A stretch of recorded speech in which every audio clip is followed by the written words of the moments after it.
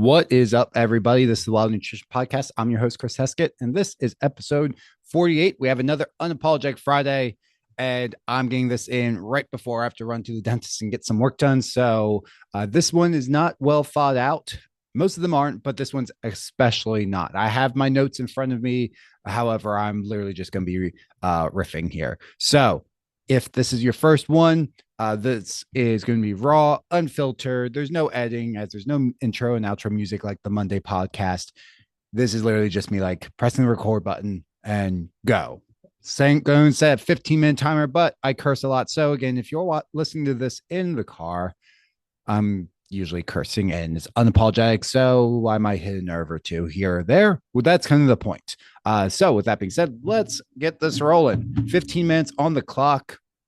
Let's get this done. So today's post is about your lack of appreciation for the food you put in your body. And that might sound a little weird, but bear with me here. Most people in America, or at least first world countries, we do have people a little over all over the world listening to this podcast, but most people in first world countries have zero appreciation for the food they put in their bodies. They don't know what goes into actually growing and raising and processing all the food that they eat on a daily basis. You can see this with the rise of veganism and that cult of they don't realize what goes into it. And then all of a sudden it's shock when they're much, much older in life of like, oh shit, this is what happens. Beef just doesn't show up in plastic packages on the grocery store shelves. And oh, fuck, that's actually an animal. Like, yeah, it's been forever. But most people are so disconnected with food that they either view it as some sort of comfort thing. They view it as almost like an annoyance. A lot of people do feel like, oh, I have to eat breakfast. Oh, I have to eat lunch. Dinner is like, that is something that's very, very common. You see this. Sorry for those of you who are listening, because there's a good chunk of you, but the boomer population, that is a big portion of you guys where it's like, oh my God, like as if you have teenagers or early 20-year-olds, like, oh my God, you're hungry again. Like, yeah, that's being a normal fucking human. You should be eating a good amount of food. There's a reel not too long ago I saw. It was like, no, I had my coffee. That's good enough for breakfast. It's like boomer mom. I had my coffee and this 1 mint will hold me over to lunch. You have to eat dinner. Can't you just wait till tomorrow for dinner? And obviously it's a hyperbole and most parents aren't like that, but it's funny because we all know someone who's kind of like that, where like they barely eat anything and they're surprised when other people actually eat like a normal fucking human should. And that person is usually like stressed out to the max and usually like super low energy. Can't handle any stress in their life. It's like, yeah, because you're not fueled up. So today's thing, I was trying to figure out what I was going to talk about. So we're talking about your lack of appreciation for food, because this is going to help your relationship with food. So this is a little bit of a challenge because some of you do this. A lot of you hunt and garden and stuff, and we're going to talk about that. But this is going to be a challenge for those of you who are on the fence or have never done it, to actually start doing something like this, to start to build this appreciation for the food you eat. So my example is, before I was hunting, like chicken would go bad in the fridge and you'd be like, oh, that kind of sucks. Like, that was a waste of money. So what? Anyone who hunts will know this, but we forgot about venison burgers that we left in the oven on warm, or one time I actually left for packages of ground venison, some of the last ones we had, on our freezer downstairs for like 2 days. Just, new parent at the time. I think this was last year. New parent, you're just like totally out of it, didn't go in, and then walked in. You're like, what the fuck is that smell? Oh my God. So when you actually harvest and do all that stuff, it hurts. Like, you put in all this work, spent hours practicing archery, spent hours in the tree stand, finally harvested an animal, had to break it down, gut it, process it, get it into the freezer. When you do all that and then you just let it go to waste, like, it hurts. Like, one, you let yourself down, but you also feel disrespectful to that animal. But the same thing goes now. I view the chicken and everything else that we eat pork, beef, fish in the same light. Like, oh shit, no, this was a thing, and I should respect that it gave its life to give me nutrition to fuel my body. So when you don't have that, you don't really think about it like that. Like if you've never had that experience, it's something. And I'm not saying you have to go hunt, and a bunch of you listening are not going to be going hunting. I'm not saying that. If you want to, cool, shoot me a message. I'll try to help you out. But I have plenty of talks with people where they're like, I'm really interested in your story hunting, but I'm never going. I'm like, that's fine. So what can you do? What I like was something Michael Pollan said, and he's the author of Omnivore's Dilemma, along with a bunch of other books. And I think he has a Netflix series, but he said something once where it was to really appreciate all the food you eat in your life, make it at least once. So the best example is potato chips. Like most people will eat an entire bag of potato chips. Don't even give it a second thought. Do you know how much of a pain in the ass it is to make potato chips? Like it is a pain in the ass. So if you don't know, first you have to peel all the potatoes. Like we've all done that. It's kind of annoying, but not terrible. Then you have to slice them super thin, which I find super tedious. You can get like a thing to do make it faster, but then you have to fry it, and it's a giant fucking mess to fry up enough potato chips, and like an entire bag of potato chips. Like that's a lot. So you're gonna make a fucking mess in your kitchen, and then you have to clean all that shit up. So when you go through that process, that whole thing, you're going to actually appreciate that food better. It's like, I did all this work. I'm not going to eat all this at once. Like I'm going to actually sit down and enjoy it. And I'm not going to mindlessly eat it as many of us do. Same thing with popcorn, or any other food. So he said a challenge of all the foods you eat once in your life, just once. You don't have to do it all the time. He's not saying don't go and buy it. And I'm not saying the same. Like I don't have time to do all that shit, but go through the process, make bread, like do that. Oh, that's not super hard, but at the same time, like it does take some time to do. Do potato chips, make your own popcorn, make your own cakes, cookies, etc. Like when you do it that way, you're much less likely to start eating mindlessly, and just think of the food in the same light when you are actually eating it. And then it helps with the mindless eating. But we can go even further. Instead of just like saying that, what about growing our own food? What about hunting and fishing? So I already addressed the hunting and fishing. We're not going to talk about that much more, but we are in the middle or the start of gardening season. So if you are a gardener, you're on the fence, or it's something that I would like to, but I don't have time. Like, cool. So what are some easy things you can do? Because growing your own food will help you appreciate it more. And if you struggle with veggies, if you grow it yourself and put all the work in, you're more likely to appreciate it. You also realize what they should actually taste like, and that most grocery store food tastes like garbage. That's just reality of it's not the best produce.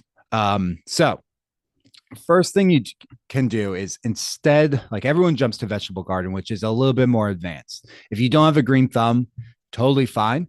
Don't give up when you mess up. So you're going to mess up. Let's just throw that out there. Like you're going to overwater, underwater, you're going to mess up. Like anything, gardening's a skill, hunting's a skill, fishing's a skill. Like these are all skills. And if you haven't grown up doing it, you suck. Simply put, like you suck at it. So don't worry. That's the first step. Like realize like I'm probably going to kill a few of these plants, and that's totally fine. And you know what? You can go and buy them for like a couple bucks. Like they're not that expensive.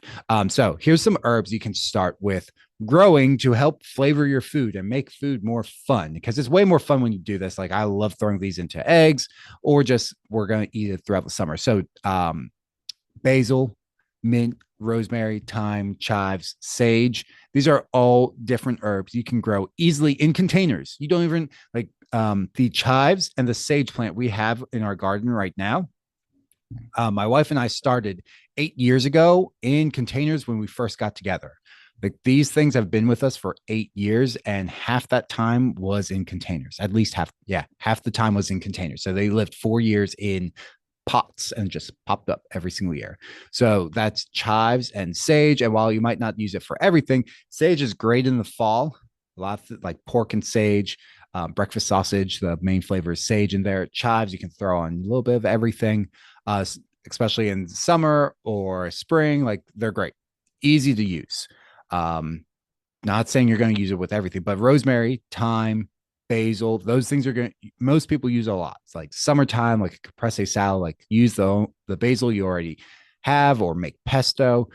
It's fun to do and tastes a lot better when you do it yourself because it's freshly picked. A lot of people are like, it's just because you grew it. Like, no, actually, like the grocery store stuff has been sitting there for a while, and those compounds that make it taste good like diminish over time, along with a lot of the vitamins in there. So when you buy it yourself or make it yourself, like freshly picked, it is the most nutritious it can be.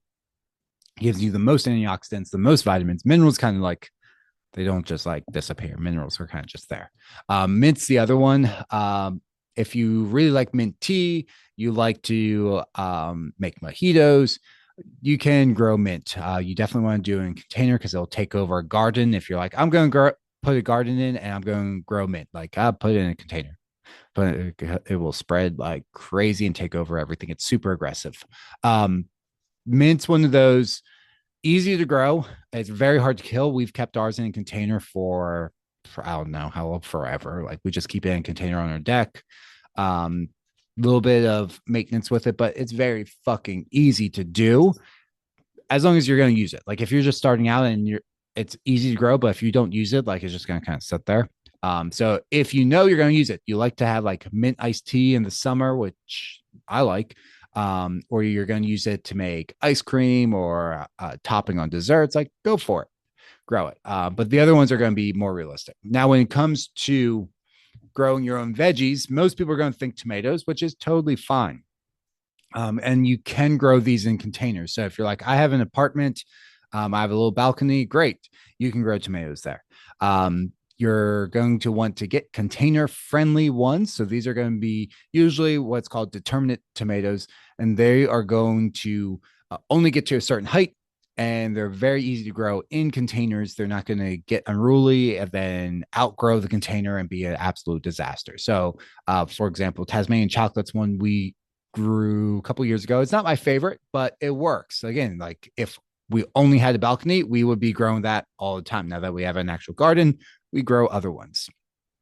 But that's one you can grow. Beans grow really well in containers. I would say peas, but as the time this is coming out, part of the country will be okay, and part of the country it will not be okay to grow peas because it'll be too hot already. So when we're growing vegetables and herbs and things, realize that there's warm season and cool season fruits, veggies, etc. So there's going to be different ones. Peas, lettuce, spinach, those things are cool seasons. So where I'm recording this in May, or I guess we're technically mid-May now. So we're growing. I'm doing this podcast now. So in the northern half of the country, you might still have time, but if you're in the southern half, you probably don't. It's probably too hot already, and they're not going to do well. So lettuce, and then that's going to be your cruciferous vegetables, or what's also known as brassicas, broccoli, kale, cauliflower. They're going to be cool season vegetables. Now, if you have a shady spot, even though it's hot, they might do okay in part shade. But this is going to be a little bit more advanced. So let's go back to the easy shit. So for hot, tomatoes, beans, peppers are another good one. Now, what I would recommend with peppers is if you're actually going to try to eat things, do sweet peppers. I know a lot of people, they grow peppers every year and it's like the hottest shit ever. And it's like, why are you growing like way too many hot peppers? Like just grow a few hot peppers and then grow other stuff to actually feed you. But the reason we're doing this again, the reason for this episode is to have appreciation for the food you eat each day and understand what goes through actually making it.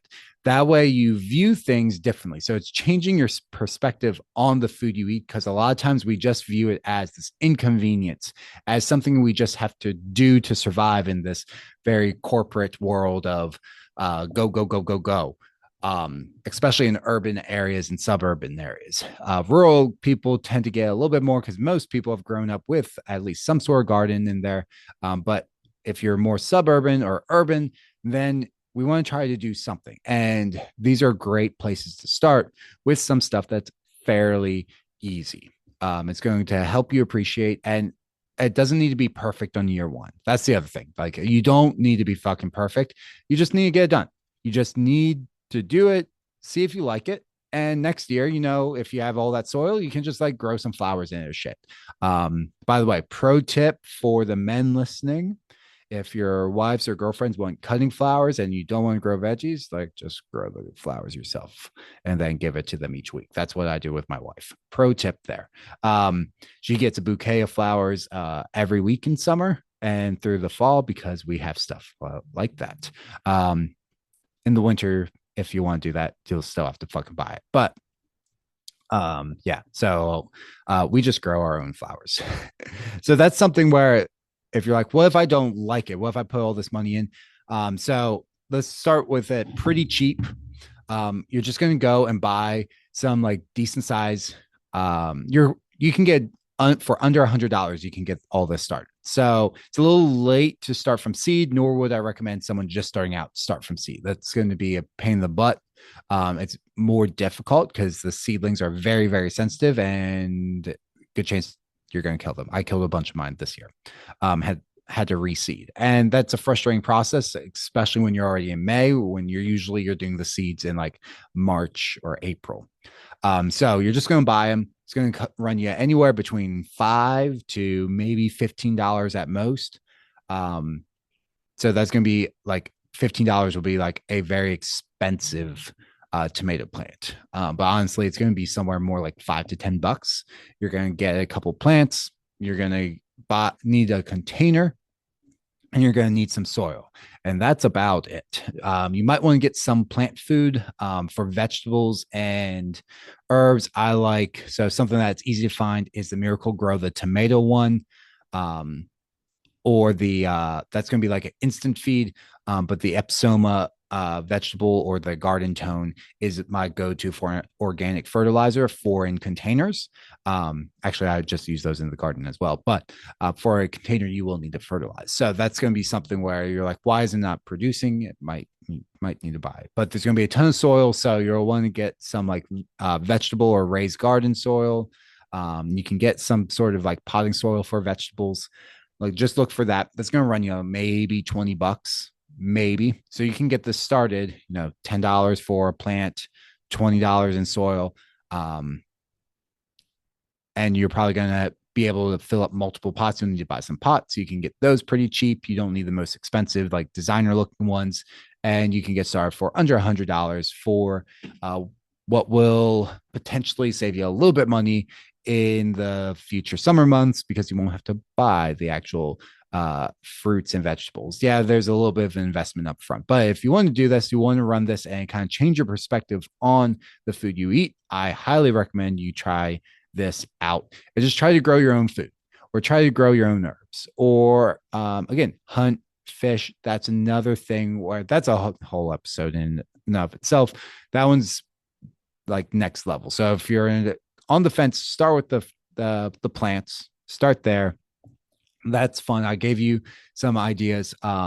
Container friendly. So if we're looking at tomatoes, my recommendation would be, don't buy the big beefsteak type tomatoes. Yes, I get that. You're probably thinking that. Cherry tomatoes are way easier, less work, and you're going to get a lot more. So I would recommend get a container friendly cherry tomato. Start there. If you're buying tomatoes, beans, you can kind of buy a bush bean, pole beans. You can get a lot, but you need something for them to climb. And if you're in an apartment, yeah, that can be a disaster. So bush beans, which are going to be like most, let's just look for a bush bean. You can go to most stores and find the seeds. Like our grocery store has the seeds right there for like $2.50. But you can also buy them kind of pre-done. So I would recommend going with that direction. You can do lettuce if you have a semi-shaded area. I know this was like our balcony when we were in an apartment. You can grow your own lettuce. It's very, very easy. You can grow spinach. Lettuce tends to be a little bit more heat tolerant. So again, we're doing this in May. So That's an easy way. Have your own salads. That's done. And then you'll just need to replant that. You could get maybe two, maybe three cuttings out of lettuce, maybe three. And then that it's kind of done. You can also grow kale and other brassica plants for container friendly. Kale is going to be best, I think. Other ones just don't do as well, like broccoli, Brussels sprouts, cabbage. So kale is very easy. But if you want greens, but not kale, and you want something that's going to last you a very long time, Swiss chard is going to be your answer because you can literally grow it in a container and it's just going to produce leaves like all summer. So you can always have greens as long as you're going to eat it. So if you're not a big fan of like sauteed spinach or anything, maybe don't grow that. And that gets to the last point of actually grow some stuff you'll actually eat like first year. Like nothing, like if you're going to put all this time and stuff and you're like, oh, I'll do, Chris said Swiss chard's like super easy to do. We're going to do that. And then it's like, you don't touch it. Like my wife's not a huge fan of Swiss chard. We grow it. And then what we're going to probably do is freeze most of it um, for greens for later on in like soups and stuff come fall and winter. Not like, I'm not like a huge fan of sauteed greens, or we'll throw them into a mix. Like we just did this one pork dish that you just threw greens in, and it really wasn't like a main thing. It was just kind of like in there with onions and bacon and tomatoes and stuff. So it turned out really good. So that would be where we would use it in the summer. But in general, like I'm not a huge fan of like sauteed greens, like just not my thing. I don't digest greens super well, so it's probably just my body being like, yeah, you don't do super well with this. But that is, if you do like it, that's a great thing to do. You can grow it from seed very easy, but you can find it in most places nowadays. Most just go look for Swiss chard at like a nursery, and they probably have it. And it's probably going to rent you maybe $3 for like a 6 pack because it's so cheap and easy. And if even if it's more like I said, it's going to produce literally all season. So you're going to get a lot. And last thing, don't overcrowd your containers. The more you crowd it out, the smaller the plants are going to be. So do look it up. Just a quick Google search will help you. One site that is generally helpful. It doesn't give you all the information you need, but it's a great place to start is the spruce. If you just look up like how to grow container friendly tomatoes, what best ways to do it, kind of that shit, that's where you want to go. Go there just as a great starting point, and then you can go like deep dive into that. But just like figure out a few things for year one. This is going to help change your perspective on food. You're going to appreciate the food you eat more, and you're going to move away from like this weird artificial view of food that most people have of like it just magically shows up on grocery store shelves and it's and pretty packaging, it's clean, it's done for you, and you just take it home. And if it like rots in the back of the fridge, like, oh, that's inconvenient. Let's maybe not do that again in the future because that's a waste of money. Instead, it's like, oh no, that actually hurts. Like I put all this time and effort and now it rotted. Like, oh, that fucking sucks. We're not gonna let that happen again. So it helps you get back to like actually appreciating the food, being more conscious when you're eating it of the flavors rather than just like eating it just because you know you need to. And you start going down a different path of having that healthier relationship with food versus the one that's just riddled with anxiety that most people have of like good food versus bad food versus you're like, I grew this myself. How the fuck can this be bad? Like this can't be bad for me. I did all of this myself. Grew it, harvested it. It's great. The other one you can grow. So last tip, and then we are over time. So if you do have an area where you can have something climb, the two other ones you can grow, or you have enough room to spread out, you can find container friendly zucchini and cucumbers. Both of them are going to be very prolific. Zucchini might be a little challenging if you're in an apartment and you don't have other flowers because they do need to be pollinated.